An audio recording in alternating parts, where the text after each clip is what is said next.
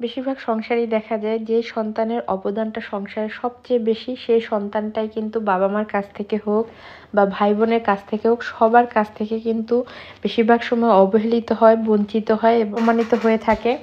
কারণ প্রত্যেকটা সংসারে দেখা যায় একটা সন্তানের ভূমিকা অনেক বিশেষভাবে থাকে এবং সেই সন্তানটা কিন্তু দিন শেষে বাবা মার কাছ থেকে অনেক অনেক আঘাত পায় এবং বাবা মাও কিন্তু সেই সন্তানটাকে ঠকানোর চেষ্টা করে এবং সেই সন্তানটা থেকে নিয়ে কিন্তু অন্যান্য সন্তানদেরকে জিতানোর চেষ্টা করে। আসসালামু আলাইকুম, ওয়েলকাম করছি অনেকদিন পরে নতুন আরও একটি ভিডিওতে। আজকে আসলে আমি নায়িকা পপির একটা ভিডিও দেখেছি, সেই ভিডিওটা দেখে আমার আসলে খুবই খারাপ লেগেছে। আর এরকম কিন্তু আমাদের বাংলাদেশের প্রেক্ষাপটে অনেক সন্তানদের সাথেই অনেক বাবা মা এরকম করে থাকেন।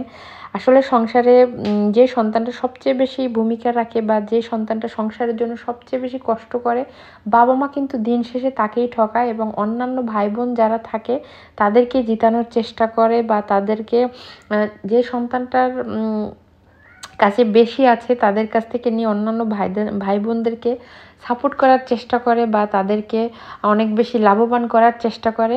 কিন্তু যেই মানুষটা প্রথম থেকে সংসারের হাল ধরে আছে বা প্রথম থেকে সংসারটা টেনে এই পর্যন্ত নিয়ে এসেছে, সেই সন্তানটার কথা কিন্তু বাবা মা বেশিরভাগই চিন্তা করে না, যে জিনিসটা কিন্তু আমার কাছে খুবই খারাপ লাগে। আর একটা সংসার হচ্ছে একটা নৌকার মতো, যখন একটা সন্তান সেই সংসারটাকে নৌকার মতো ঠেলে নিয়ে যায় তখন কিন্তু সেই সন্তানটা বৈঠা ছাড়া ঠেলে নিয়ে যায়। আর ছোট সন্তানগুলো যখন সেই নৌকাটা চালাতে আসে, সংসারের ভূমিকাটা পালন করতে আসে, তখন কিন্তু সে বৈঠাটা সহ নৌকাটা চালিয়ে নিয়ে যায়।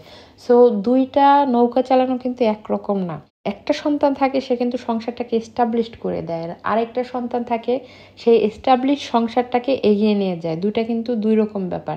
কিন্তু বাবা মার চোখে কিন্তু প্রথম যে এগিয়ে নিয়ে গেল সংসারটাকে, সেটা অতটা চোখে পড়ে না যতটা চোখে পড়ে পরবর্তী সন্তানদের অবদান সংসারে।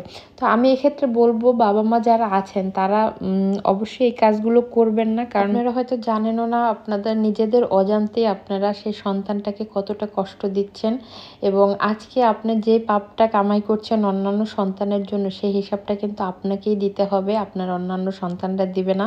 তাই সব সন্তানকে সমান চোখে দেখবেন এবং প্রত্যেকটা সন্তানের তাদের যার যেটা প্রাপ্য, যে যতটুকু সংসারে অবদান রেখেছে, যে যতটুকু সংসারের জন্য করেছে, তার প্রাপ্যটা সেইভাবেই দেওয়া উচিত।